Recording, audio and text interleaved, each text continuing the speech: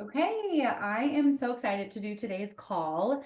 We have had a lot of great education from some of the HF coaches over the last 6 weeks, and it's been so much fun just to hear all the different perspectives. And then also, those of you doing the Build the Ultimate You challenge to see all the progress that you've had over the last 6 weeks and just improving on habits overall. And so I wanted to talk a little bit about kind of like what's next. And I think even if you aren't doing the Build the Ultimate You challenge, a lot of us are just implementing new habits with the new year, with it being 2025. And so now that we're to March, it's kind of the time where sometimes those habits maybe aren't as exciting, a little bit harder to maintain.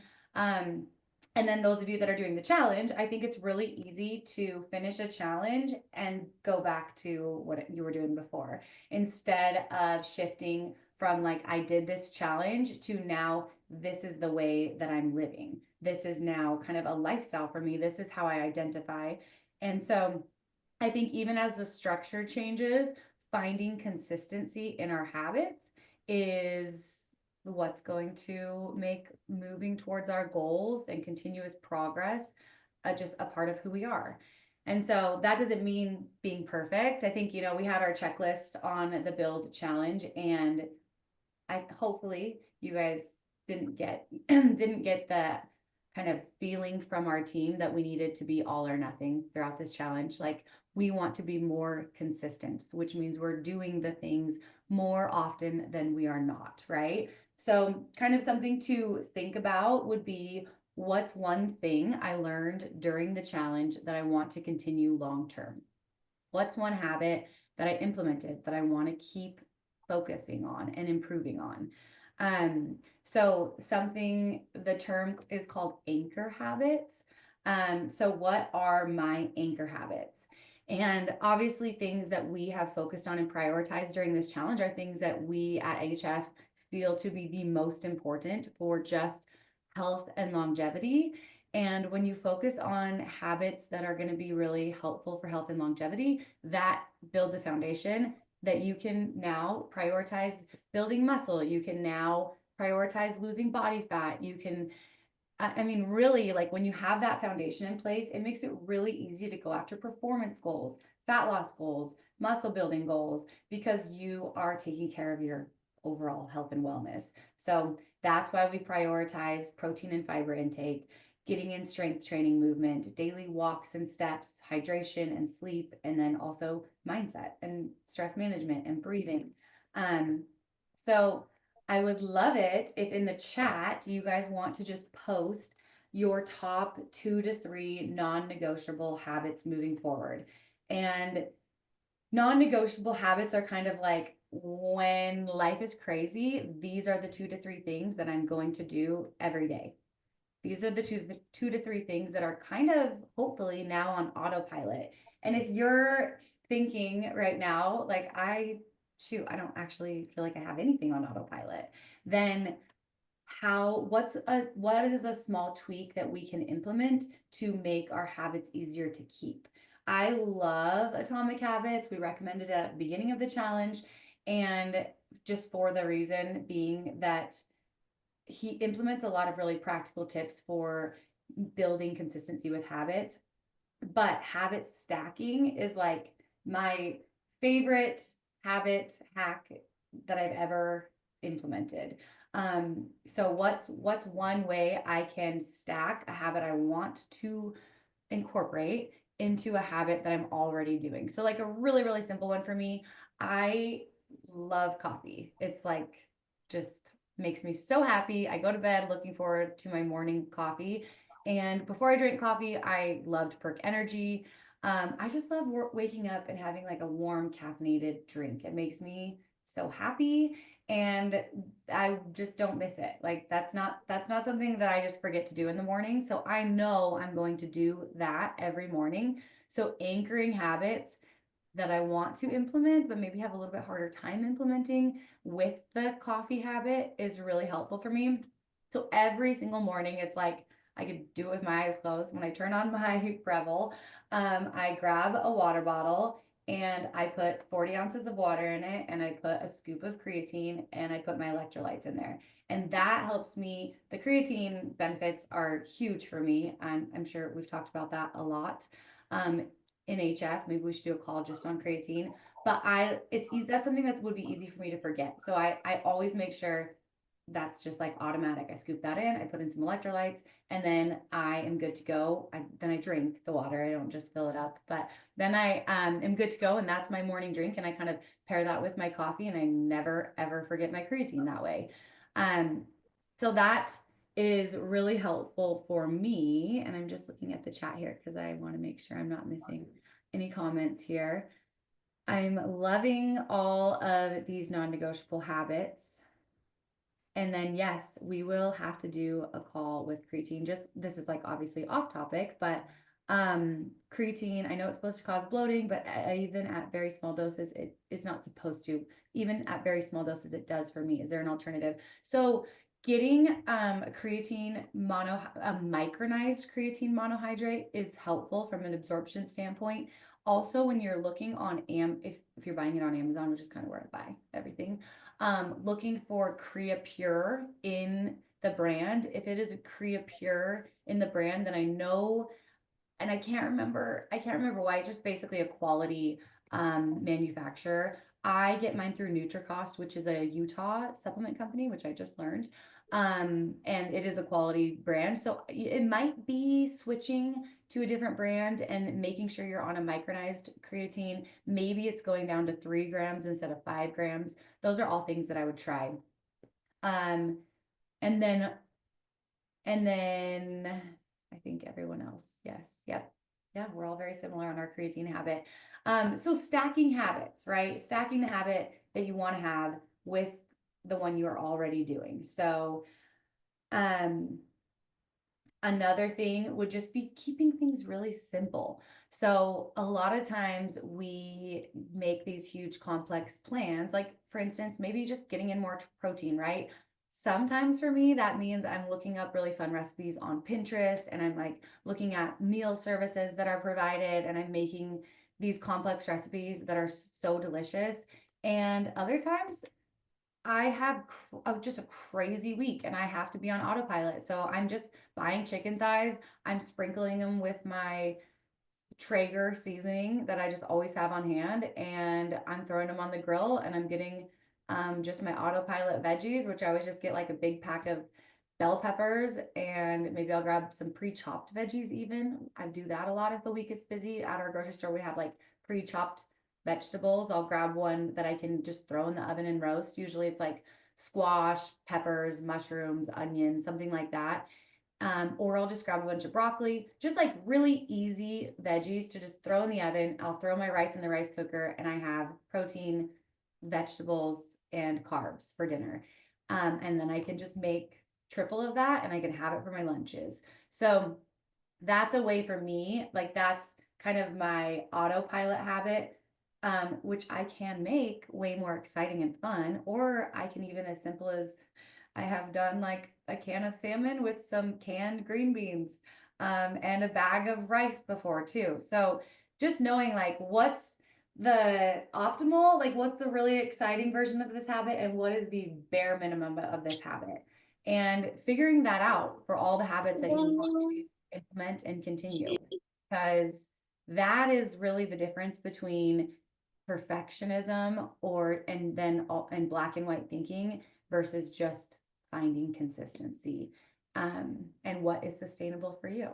And I know being a mom, and most of those in our population here are working moms, a lot of our day is out of our control. So, what are those small things that we can do to bring some control back into the things that matter to us so that we can just kind of let everything else go, like Jess talked about last week, and just be able to respond to the demands that happen in real time that we cannot predict with motherhood and also just work and life. Um, I love this. Amanda just posted a recipe that has lots of fiber, and it's from Cassie at Fed and Fit, who is also a part of the HF community. So that's fun. I'll have to try that. Cassie has so many good recipes. So definitely check out her website if you haven't, thatandfit.com. And then talking about that post-challenge slump, right? So what happens when motivation dips? This is where you often hear like, I'm not motivated, I'm disciplined. And I think sometimes that can feel a little bit, I don't know the right term, just rude when I hear people say that. Just talking about their discipline. But I really think like if you like what is discipline, right? To me, discipline, I think the base of discipline is really having good systems that serve you so that you don't have to say no 100 times a day, right? You don't have to just like constantly overcome roadblocks in your day. You have systems built so that a lot of your day can be on autopilot, which makes it a lot easier to be disciplined, right? Um, if you have fewer kind of temptations and you have systems in place to help you do the things that you want to do. So, for instance, for me, like I know I do a lot better when I move my body daily. It can be hard to get that in my busy day. So I try to prioritize it first thing and get up a little bit earlier. I also know it's hard for me to get up earlier because I don't really want to get up early when it's dark and cold outside, especially in the wintertime. So I have thought about, okay, how can I be accountable to this habit that I want to implement? So I have a friend that comes and I know she's going to come and show up in my garage at 6 a.m. Most mornings of the week to work out. And that means I need to get up early enough to turn on my garage heater and not have her be locked out of my garage for the workout. So that's like enough accountability that it makes it pretty easy to be disciplined with that habit. I also get the fun of like having some social time when I have my fitness. I start the day feeling energized, and I know if I sleep in and skip my alarm, I'm gonna let her down, which has happened one time. I did miss my alarm one time, and I felt terrible. But in like a 6 month period, that's pretty good. And if I push it to later in the day, I have found I actually don't have more energy. Usually I have a lot more chaos and I'm just more tired as the day goes on. So kind of just thinking through like what are ways that I can continue to find some accountability now that this challenge is ending and maybe I don't have the group to kind of rely on. I'm sort of feeling like I'm on my own. So how can I continue that? Is it an accountability partner? Is it maybe joining something else for future? We are launching our fat loss cohort signups in March, like end of March. We'll start at the beginning of April in 6 weeks. So that is something that you could consider if you loved the community and support and want to have maybe a more individualized approach. You could consider one-on-one coaching. For those that are in the Build the Ultimate You Challenge, we have a special for that that I'll share in the group and we emailed also. So that's an option too. And then just kind of thinking through like what's one goal that you're setting for yourself in the next 4 weeks. Um, that's something to consider. You guys could post that in the chat too. How long is the fat loss cohort? So the fat loss cohort that we will do is going to be 6 weeks with an option to continue into the momentum portion for another 6 weeks. So it'll be 12 weeks. So that's a great option too. And then also thinking through, like I talked about a little bit, like what does bare minimum look like? Is it maybe getting in 2 workouts in the week? Is it just hitting your protein? Maybe you're not really worried about tracking full intake and hitting your calories. It's just getting in your protein. Is it a 10-20 minute walk daily? Like what are your bare minimum things that you're going to do when life gets busy? And then how will you get back on track after a slip up? Instead of thinking of it as like starting over, what is just the next best choice that you can make right now? Like, what is the next best choice you can make to just continue bringing back that consistency? And then I think having a new goal can be really helpful.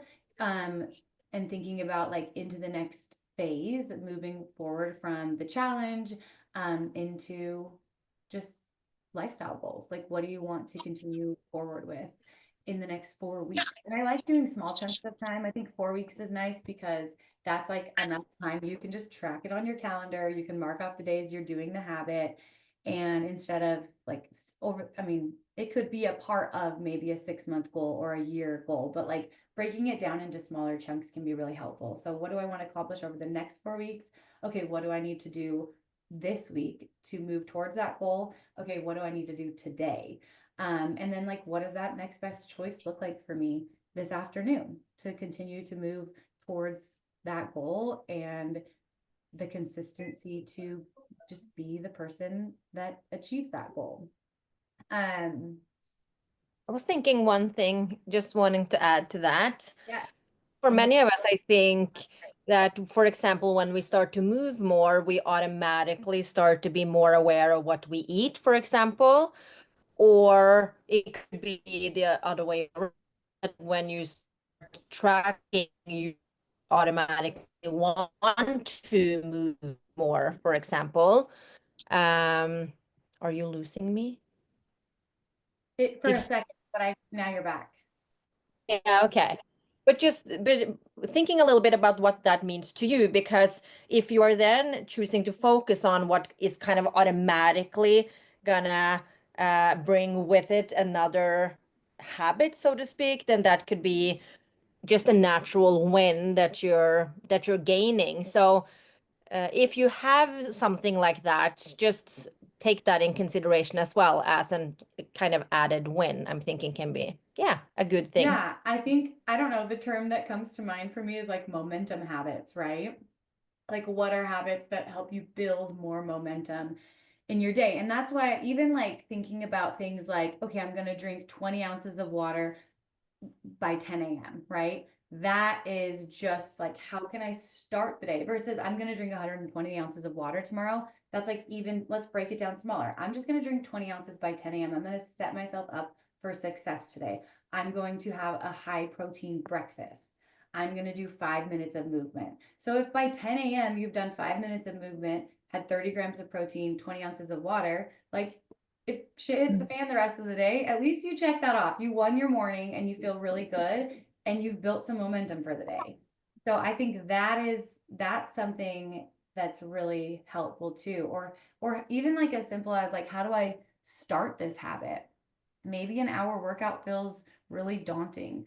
How can I just do the warm up? Like, let's just do the warm up today. That's all I'm committing to. If after that I move on with my day, that's okay. But I've at least moved my body today. And with moving your body, you're able to kind of check in with your body and be present in your body. And that feels really good.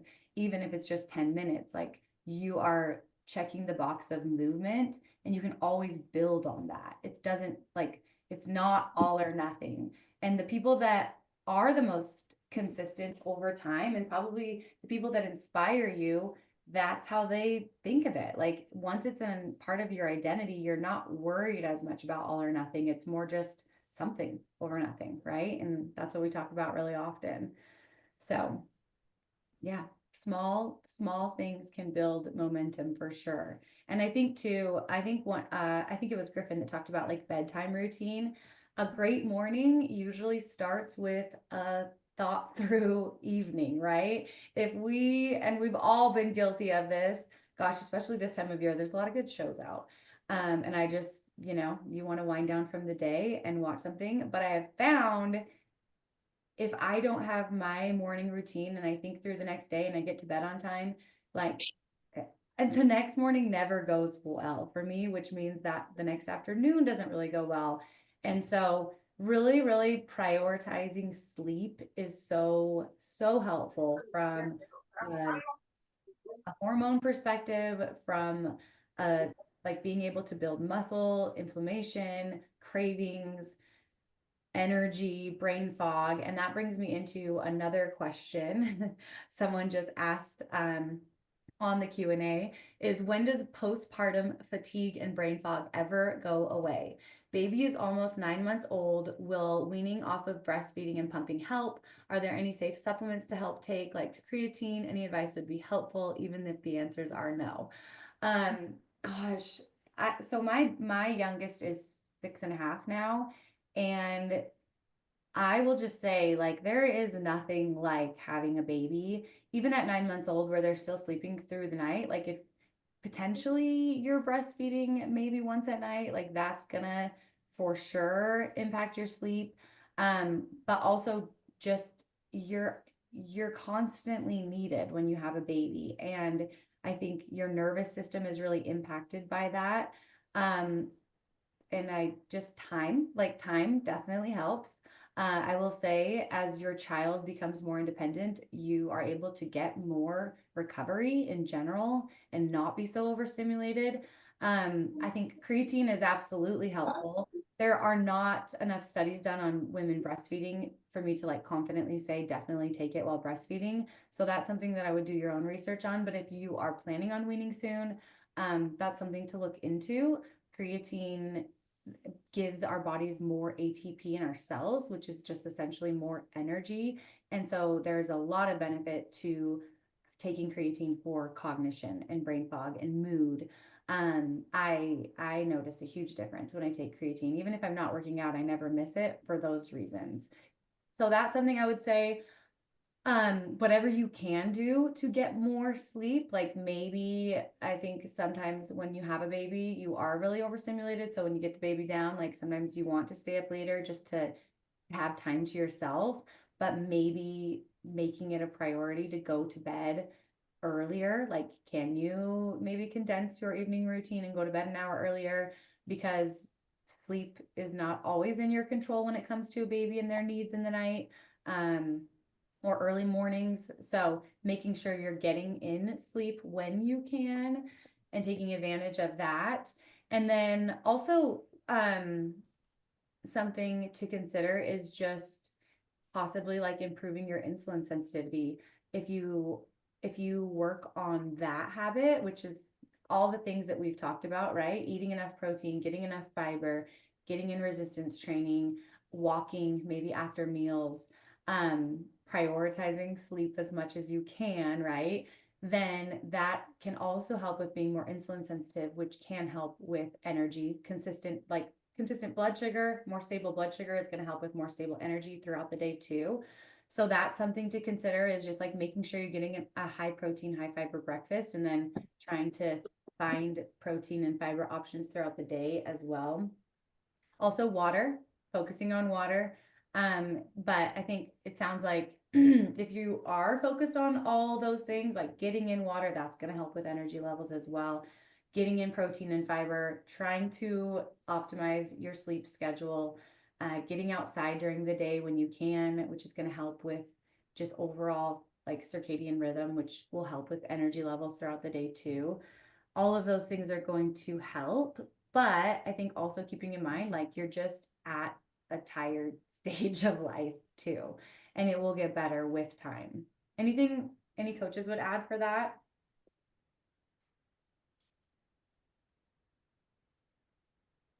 One win for this person was that they weren't able to get in 4 days per week, any week of And the the challenge. only thing that I was thinking about is like I feel like that is also very. Go ahead. No, sorry. I think my internet is a little unstable, but I just feel like that is also so individual, like how we feel. Like I remember when my kids were small, I've always been that like, nope, I'm not affected. I can sleep. So like, and that was just kind of a mind. I can realize now when I have a lot better of a sleep routine that that was just the story I told myself. Like, that was just me, like just being completely. So I think that's also why it's very difficult to kind of give advice because it's so different for all, and also how our kids are, like how much do our kids stress us? How many other stressors do we have in our lives? But so I think just taking care of yourself as much whenever you can take care of yourself, do that and choose yourself because I think that we are very different there as well. Some of us never choose ourselves, and then I think we be level. So learning whenever you can, even if that is difficult, I think is, just going to be helpful, even Yes. if that's easier said and done. And this woman said that with like changing work schedules, baby going through sleep regression, she wasn't able to get in 4 days per week any of the weeks of the challenge, but instead she stuck with doing the same two lower and upper days each week and focusing on progressing through those two. And basically she said, I'm really proud of the dedication I had and all of the progress I made. Thanks for the encouragement, structure, and flexibility that HF offers. So that's our goal, is really just like, maybe you can't do the 60-minute gym option. Maybe it's just like getting into Fit Foundations or getting in a 30-minute option at home. And hopefully there is enough flexibility with the program and and support within the community that you feel like you can achieve something over nothing and continue to see progress. And we have different seasons. Like some seasons we're going to see a lot more progress, and others it's going to be minimal, but we're still moving in the direction we want to go. Another question was, what do you do when you have tried everything and still don't see progress? I track my macros, lift weights 3 times a week, cardio 3 days a week, and hit 10 to 12,000 steps a day. Worked on getting my hormones back in track and still don't feel like anything is working. What would be my next step? So I don't really know what worked on getting my hormones back on track means. I would to like get a little bit more information in that way. But then also not seeing any progress. So that progress to me could look a lot of different ways, right? So are you not seeing any progress with building muscle, or are you not seeing any progress with fat loss, or is it both? So maybe it's I would say on the muscle building side, looking at your reps and sets and intensity and weight that has been lifted. Like, are you progressing in your training, and are you getting stronger, or are you consistently lifting near failure, or are you just kind of going through the motions with your training? And then also, how long have you been lifting weights and following a program? So those are questions that I would ask. And then as far as like maybe fat loss goes, this is something where, like, what is your current calorie intake at, and can you go lower? Maybe you can't. Like, maybe you are at 1,200 calories, you are as low as you possibly can go, and you're not seeing progress. Maybe you've been chronically dieting for a long time, and we actually need to just come up to maintenance intake and spend time there so that your metabolism can be more efficient and sex hormones can be more optimal. Because if you have been chronically dieting for a long period of time, then all of those hormones are going to be downregulated. Thyroid, sex hormones, all of kind of the hormones that are going to make fat loss easier for you. So those are things to consider. And then also, as far as like a win for this person, sleeping, I've come a long ways in my sleep. In the past, I would have lived off of 4 hours of sleep. Now I get irked if I don't get more than 6.5, and I'm still working on that number. I'm also learning that cardio isn't the solution to losing weight, and I've started listening to my body. So I mean, those are huge wins. And I think it sounds like if you're coming off of suboptimal sleep, then your body's probably been under a lot of stress too. And that makes it harder to maybe be in a calories deficit consistently. So for this person, I think this is where like one-on-one coaching would be so beneficial, because we could look at all of your data, all of your metrics, and really pinpoint what you do need to be working on in order to see the difference.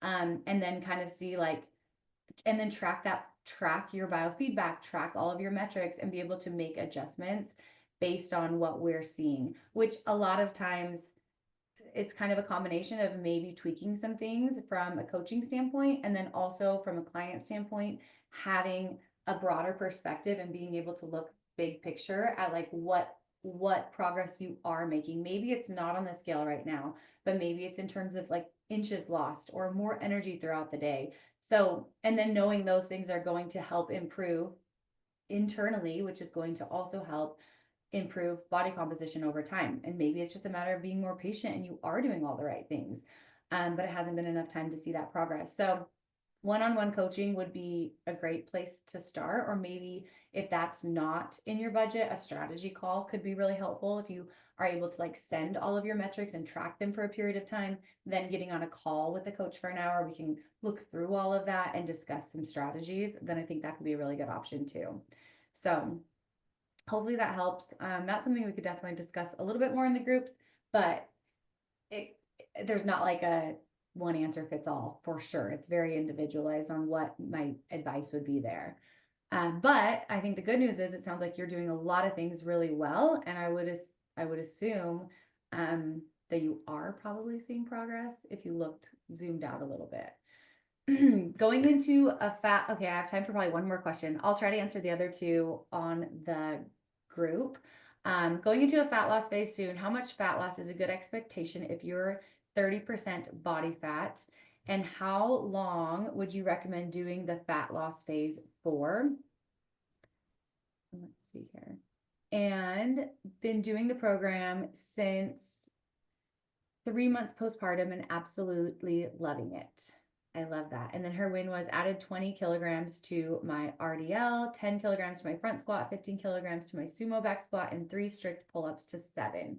That is so cool. And yes, you can find out about strategy calls on the just hungryfitness.co. We have those options, and then you can also look at one-on-one coaching too. But talking about fat loss, so typical like rate of progress for fat loss would be about a half pound to 1.5 pounds per week. 1 pound kind of being that sweet spot if all things are optimal. I would say that's probably a good rate of progress to kind of expect at about 30% body fat. It's going to probably, that rate of progress will go on the lower end, the lower in body fat that you go, where maybe like a half pound or a quarter pound per week would be more likely your average as you get down in the lower 20% or in the teens, right? So, and then as far as like how long would you recommend doing the fat loss phase for? As long as you're feeling good, like as long as biofeedback is good, you have adequate energy, you have a regular menstrual cycle, you feel recovered, you feel like inflammation is not high, you feel like your mood and is good throughout the day and week. Obviously, like we're all dynamic humans, right? But like stress feels manageable. And also, it feels manageable to continue to stay in a calorie deficit. Once you start to have like negative side effects in terms of menstruation or mood or brain fog or recovery or inflammation or sleep dysregulation, all of those things, like if you're kind of starting to notice more than one of those things start to happen, it's probably a good time to move back up to maintenance, which maybe that's 3 months, maybe that's 6 months, maybe that's a year. It depends on how aggressive you're being with your fat loss. I would recommend being in that 10 to 15% of a deficit from your total daily energy expenditure, so kind of your maintenance intake, and then like as you hit a plateau, maybe dropping 100 to 150 calories and staying there as long as possible. The goal with a calorie deficit is always what is the most amount of food I can eat to achieve fat loss, right? We should never want to just like slash 500 or 600 calories just because we're going to get there faster. Slow and steady is truly going to be the difference, I think, between achieving long-term fat loss and keeping it off versus like having quick fat loss and potentially losing muscle and down regulating a lot of things that we don't want to, which makes it harder to keep with it. So that's what I would recommend. But congrats on doing the programming and loving it. I love that. All of your wins are amazing. And then, yes, someone asked if there'll be another challenger cohort soon, and we will be doing one in April. So the fat loss cohort, which we are very excited about. And okay, one last question. How many times a week is optimal to lift for someone in perimenopause? I have read conflicting information on this. Does it raise cortisol and prevent progress to lift heavy more than 3 times per week? This really, like perimenopause, our estrogen levels are dropping. Our progesterone is kind of all over the place. There's a lot happening in our body, but at the same time, it's not like here's the answer for anyone in perimenopause. You might feel great in perimenopause where someone else might feel really tired, under recovered, inflammation is high. So I would say it's less so about just like perimenopause and more so what is your biofeedback? Are you lifting 3 times a week and seeing great muscle growth? Are you feeling really good? Are you recovering really well? Are you able to kind of continuously increase in weight or tempo or intensity with your lifting? Is sleep good? And you want to build more muscle, like try adding in that 4th day and see how your body responds. I would definitely not say if you are in perimenopause, you should not lift 4 days a week. I would say it just comes down to individually, like how are you feeling and how are you recovering? So if you're noticing those things are not like you're constantly sore, you're feeling inflamed, you're tired, then I probably would not increase workout volume. Maybe you should decrease it a little bit. So kind of use that as a barometer for making adjustments. Um, but also, this client said I'm consistently drinking more water and have tracked enough to know my protein consumption and how to increase it. So, yay for all of the wins. And as far as the Build the Ultimate You cohort, we are doing testimonials. So I sent that out via email. I'll do a form in the group today as well. And you have until Friday to submit a before and after testimonial, photos that just make you feel good and empowered. And we are going to review all of those, and we will be giving away 3 months of one-on-one coaching for a lucky winner. So we'll announce that probably a week from today. So stay tuned for that. Be sure to fill that out. And so grateful to have all of you in the group. It's been so much fun. I hope you all have a great rest of your week and can continue forward with awesome consistency. Thanks for joining. Have a great week.